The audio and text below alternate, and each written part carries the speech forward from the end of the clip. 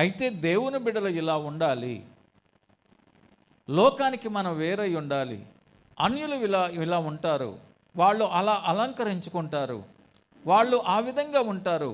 దేవుని బిడ్డలము, దేవుని రక్తం చేత కడగబడినటువంటి మనము ఎంత పరిశుద్ధంగా ఉండాలి. ఇది ప్రతి సంఘములో, నా సంఘములో నా దగ్గరికి వచ్చే ప్రతి ఒక్కరికి చెప్పుకుంటా ఉంటా. బాప్తిసం తీసుకుంటున్నారు, మీరు మేకప్లు వేసుకుంటున్నారు, మీరు అలా ఉంటారు, ఇలా ఉంటారు. అమ్మ, మీరు గతంలో అలా ఉన్నారు, కానీ ఇప్పుడు అలా ఉండబాకండి. ఇప్పుడు నా దగ్గరికి వస్తున్నారు కదా, మీరు మారు మనసు పొందారు కదా, దేవుని యొక్క వాక్యం అనే బీజం మూలముగా జన్మించారు కదా, క్రీస్తును ధరించుకోవాలి.